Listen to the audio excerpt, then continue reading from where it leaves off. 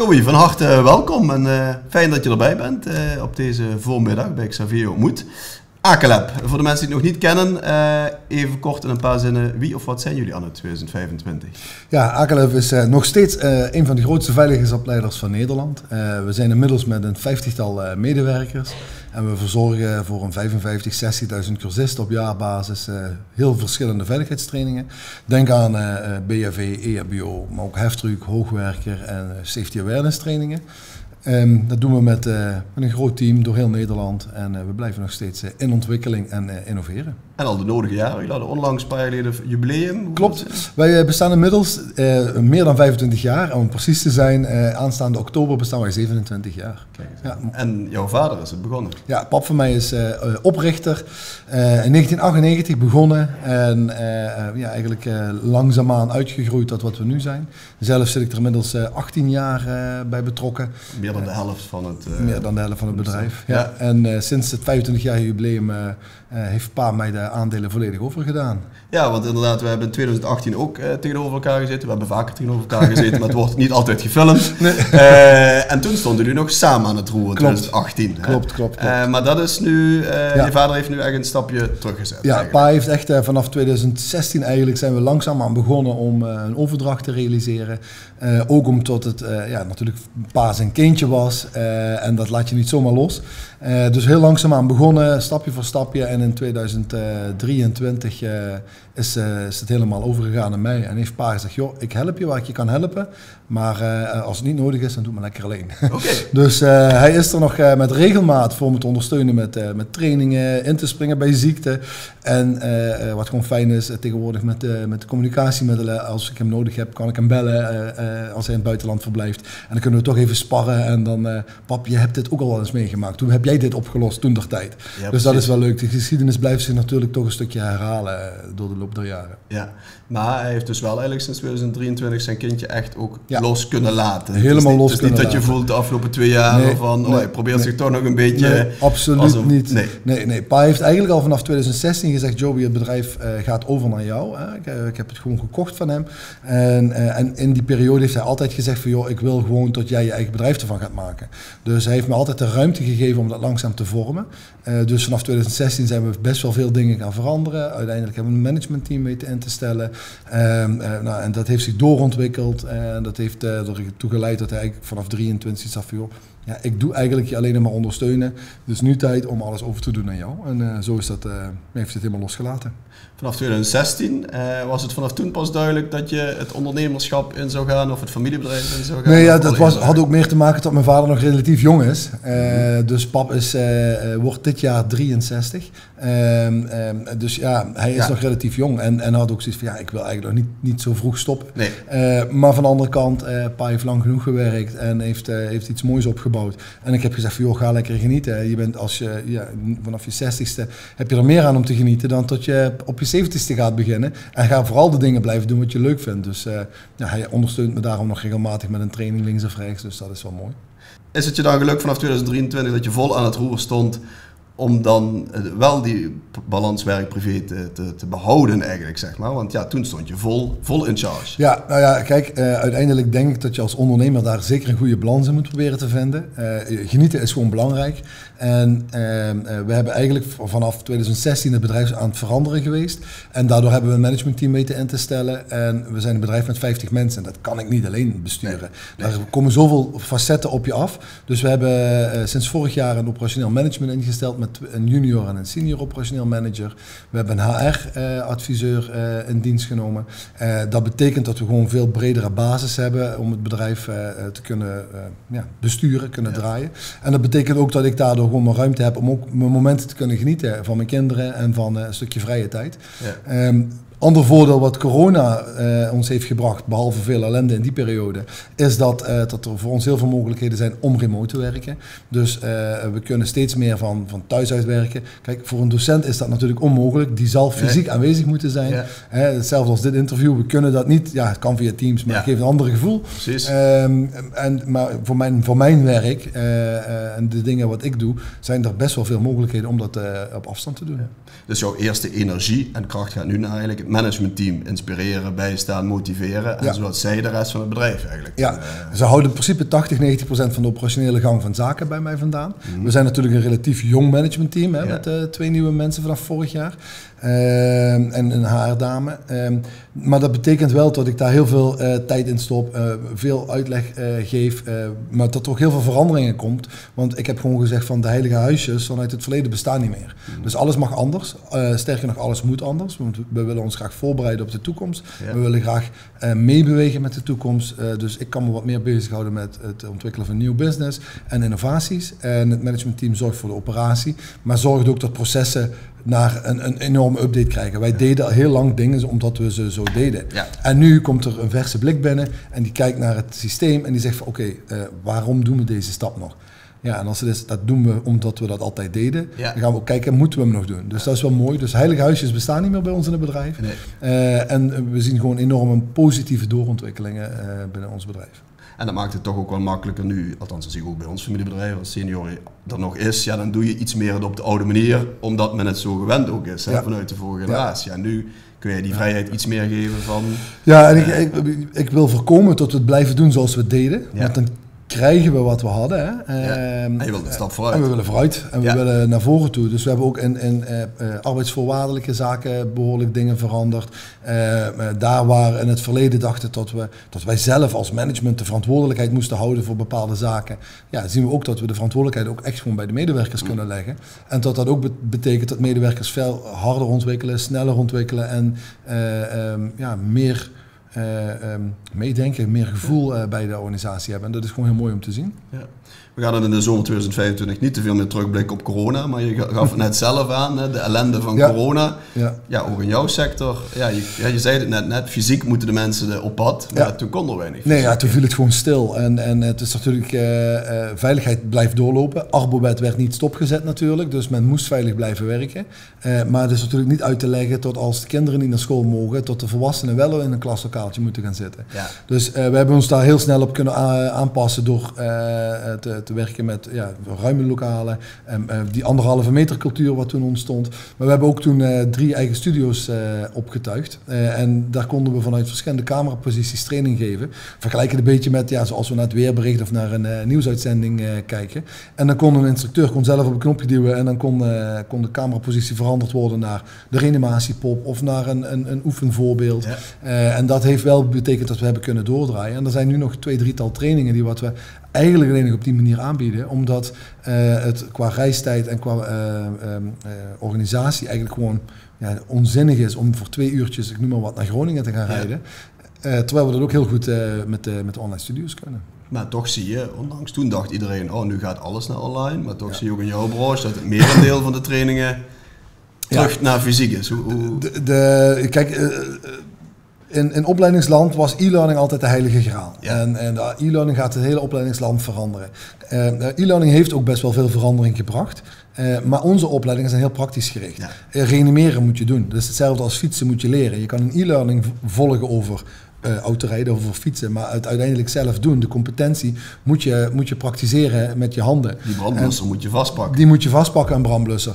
Dus je zag heel snel tot trainingen wat gewoon heel competentiegericht zijn, waar gewoon van de 8 uren training of 7 uren training op een dag, tot er gewoon 4-5 uren praktisch zijn, tot mensen denken van dan ben ik toch al meer dan de halve dag onderweg. Ja. Dan laat mij het ook maar fysiek doen. Dus heel snel toen corona eigenlijk zijn uittreden maakte, pakte men gewoon terug op naar de fysieke variant. Je ziet wel dat er een verschil is ontstaan tussen e-learning en een blended variant. Dus e-learning vervangt niet meer, maar e-learning voegt juist toe.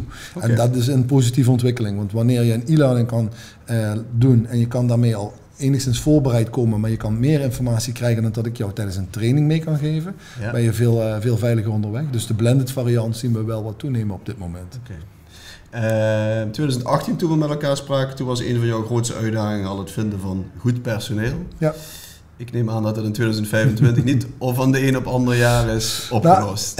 Het is wel aan het veranderen, voelen we. En natuurlijk enerzijds verandert de economie. Goed personeel vinden blijft moeilijk. Wij doen nog steeds mensen intern scholen. We hebben dat opgetuigd met gewoon hele ervaren docenten, wat bij ons al meer dan 10 jaar, sommigen al 25 jaar in dienst zijn, die wat hun kennis overdragen op nieuwe docenten. Dus we nemen mensen aan die intrinsiek gemotiveerd zijn om voor een groep te staan, die wel of geen ervaring hebben met het overdragen van kennis. En dan de specifieke vakkennis, die wordt echt intern geschoold. Zo'n traject duurt een half jaar tot een jaar, alvorens men 5, 6 verschillende trainingen bij ons kan verzorgen. En dan gaan we kijken hoe kunnen we zo iemand specialiseren. Anderzijds merken we ook dat doordat wij zaken in onze organisatie veranderd hebben en dingen anders weg hebben gezet, dat er mensen komen en zeggen van, joh, ik vind het interessant dit bedrijf en ik zou graag bij jullie willen werken. We zijn natuurlijk een bedrijf dat landelijk opereert en het is steeds moeilijker om door Nederland vanuit Limburg naar Groningen te rijden. Ja. Maar dat in het verleden misschien braaf op 3,5 uur komt, ben je misschien nu al 4,5 uur onderweg. Eindhoven wordt wel lastig. Het wordt steeds drukker op de weg. Ja. Dus wat wij hebben gedaan is gaan zoeken naar mensen in het land. Dus we hebben nu een 5-tal docenten wat in het land wonen, dus die wat helemaal remote werken. Dus, maar dat maakt wel dat wij onze reisbewegingen meer dan gehalveerd hebben op dit moment voor de mensen vanuit het zuiden. Dus dat betekent ook dat het voor mensen vanuit het zuiden, zijn we een veel aantrekkelijke werkgever geworden om bij ons te komen werken. Ja. En je ziet ook dat in het land dat we een goede naam hebben. Dus we hebben nu vanaf september starten weer 2 mensen vanuit Midden-Nederland. Ja. Mooi. En je zegt dus eigenlijk, ja god, als ze bij ons beginnen, hoeven ze eigenlijk nog lang niet al die opleidingen te kunnen geven. Zolang ze maar die motivatie hebben, die power, die zeggen van ik wil het, dan nemen wij ze wel aan het handje. Ja. Kijk, het moet in je zitten om voor een groep te gaan staan. Als je dat niet durft, dan ben je klaar. En als je dat intrinsiek gemotiveerd bent van, joh, ik wil mensen wat bijbrengen, ik wil de wereld veiliger maken, ik wil het werkend Nederland veiliger maken. Als je die motivatie al hebt, dan dat is het allerbelangrijkste. En je kan nog zo'n goede docent zijn, maar als je bang bent om je kennis over te dragen, dan ben je de papier wel, maar in de praktijk niet. Dus mensen wat gewoon gemotiveerd zijn, wat graag kennis willen delen met anderen, wat wellicht ervaring hebben vanuit een hobby of vanuit een eerdere werk, dan gaan ze bij ons gewoon een opleidingstraject in. En dan gaan wij met ze aan de slag tot ze op een niveau komen tot ze zich happy voelen bij de training wat ze moeten verzorgen en tot ze daar gewoon expert in worden. Ja, precies. Jullie zitten door heel Nederland, vanuit het Zuid-Limburg en dan met trainers door heel het land. Dat heb je ook denk ik ook nodig. Alleen de omzet die je binnen Limburg zou hebben, zou niet voldoende zijn om een bedrijf met 50 werknemers te runnen, denk ik. Ja, het ontstaat ook. Wat bij ons meestal het geval is, we beginnen klein bij een bedrijf en dan pak ik als voorbeeld een bedrijf in Limburg en dat doen we dan op een lokale vestiging, doen wij 2-3 trainingen verzorgen. Vervolgens wordt dat gehoord op een hoofdkantoor of op de eerstvolgende vestiging in Brabant en zo spreidt zich dat steeds als een olievlek uit. Okay. Natuurlijk hebben we klanten, daar vallen we meteen midden op het hoofdkantoor binnen en krijgen we volledig Nederland toebedeeld. Maar er zijn ook plekken waar dat als een olievlek groeit. En zo is dat eigenlijk in het verleden ontstaan van oudsher. Als we ons niet... Limburg is groot genoeg om ook een mooi bedrijf neer te zetten. Maar dan zou ik de docenten in het land al niet kunnen... Voorzien van werk. Nee, maar je ziet ook dat bedrijven, met name de grotere bedrijven, de multinationals, de grotere installateurs, dat ze gewoon willen kiezen voor één partner. En één partner die wat hun volledig kan ontzorgen. En dan volledig ontzorgen begint vanaf een stukje planning. Dus wij ontzorgen een complete planning voor een klant. Wij hebben contact met de cursisten rechtstreeks. We zijn eigenlijk gewoon die collega op de afdeling opleiding trainingen of die collega op de afdeling HR die wat de opleidingen plant. En dan kunnen wij ook nog eens met onze eigen mensen alle opleidingen verzorgen. En daar kiezen ook veel bedrijven voor. Dus als we dat niet doen, dan zou je dus ook kleinere stukjes van de taart in Limburg missen, omdat je hem niet landelijk kan bedienen. En kun je het ook over de grens aanbieden, Vlaanderen, Duitsland, of zit je dan met andere veiligheidskeurmerken, voorschriften? Je zit met andere regelgeving. Een stukje België kunnen we wel wat in doen, omdat daar wat meer gelijkenissen zitten met Nederland. Maar in Duitsland bieden we dat niet aan. Voor onze luchtvaarttak daarentegen, we doen ook een stukje luchtvaartopleidingen, die doen we wel aanbieden ook in de rest van Europa. Omdat daar de regelgeving meer Europees is. Europees wereldwijd georganiseerd. Ja. Maar op veiligheidsgebied zijn we nog lang niet in Europa dan. Op veiligheidsgebied zijn we lang niet in Europa. We proberen het wel en uiteindelijk zijn de basis en de beginselen zijn hetzelfde. Maar Nederland heeft een richtlijn, wij noemen dat het SSVV. En Duitsland heeft weer een andere richtlijn. Ja. En je ziet bijvoorbeeld dat petrochemische bedrijven met name alleen maar monteurs en medewerkers accepteren met certificaten conform de SSVV-richtlijnen. Ja. Dus dan wordt het dan moeilijk voor een Duitse richtlijn om dat ook voor elkaar te krijgen. Er zijn overeenkomsten en er zijn gelijkstellingen gemaakt, maar ja, dat maakt het wel verschillend. Dus als wij met onze SSVV-richtlijn in Duitsland gaan trainen, wil het niet zeggen dat de Duitse medewerker op elke plek zomaar te werk gesteld mag worden. Nee, helder. Ja, elk bedrijf is dit jaar, vorig jaar, sinds 2-3 jaar bezig met AI. Hè? Als je er niet mee bezig bent, dan sta je stil of ga je achteruit. Hoe gaat dat in jullie branche, in jullie bedrijf? Ja. Dat is dus een van de dingen waar ik me mee bezig heb kunnen houden door het aanstellen van een managementteam, een professioneel management. We hebben op dit moment een AI-docent. En dat is onze AI-docent Jelly. En Jelly doet al je vragen beantwoorden omtrent veiligheid. En met name als je een VCA-training of een VCA-voorbereiding doet voor je VCA-examen. En hij doet dat aan de hand van voorbeelden waar je werkzaam in bent. Hij doet het aan de hand van uitleg wat begrijpelijk is voor de cursist. En dat is ontzettend mooi. En naast Jelly voor in te zetten als docent zijn we ook bezig met een Jelly bij ons intern, waar we als planning of als docent alle vragen aan kunnen stellen omtrent lesinhouden, lesplannen, maatwerkafspraken en werkbeschrijvingen.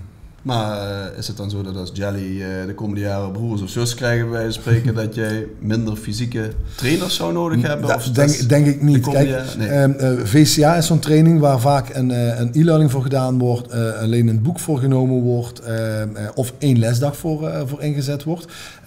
De VCA-kennis van de mensen is inmiddels heel hoog, dus dat is op zich is dat een mooie basis en is dat mooi om te zien. Maar om het voor te bereiden zijn altijd wel onderwerpen, als je je voorbereidt op een examen, van ik zou er wat meer over willen weten. En dan is Jelly handig. Het gaat niet ter vervanging van een BFV-training of een heftrucktraining waar je toch zelf fysiek achter het stuur zou moeten zitten. Maar je kan wel al een vraag stellen, joh, ben ik verplicht om een gordel te dragen op een heftruck? Daar weet Jelly al het antwoord op voor. Ja. Kijk eens aan. Je bent nu dadelijk bijna 10 jaar aan het ondernemen, eerst met je vader en daarna samen. Wat geeft je na die 10 jaar nog altijd die kick om te zeggen van, ik weet waar ik het voor doe. Hier krijg ik die kick van, hier kan ik weer een week, maand op voortknallen.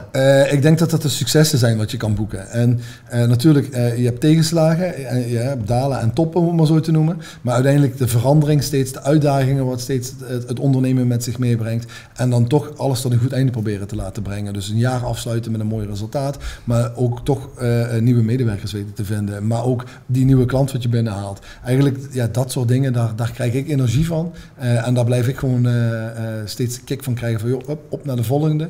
Mooi project, volgende project. We hebben een uitdaging personeelswijs. Nou, we krijgen het opgelost. Ja, dat zijn mooie complimenten. Die ontvang je dan onbewust vaak. Financieel resultaat is één, maar het is niet alles als kick te krijgen. Nee, financieel resultaat. Kijk, als bedrijf wil je gezond zijn, dus dien je een goed financieel resultaat neer te zetten. Maar het is veel mooier om, als we een kerstborrel hebben en je ziet het voltallige personeel daar zitten. En we hebben met z'n allen gewoon gezorgd dat we weer 60.000 cursisten veiliger hebben gemaakt. Dat we samen een mooi financieel resultaat hebben. Dat mensen het fijn vinden om bij ons te werken. En dat is ook gewoon prachtig om te zien. En zorgen dat Nederland weer een stukje veiliger is. Absoluut. Zorg dat het weer veiliger wordt. Of is. Ja. Dankjewel. Yes.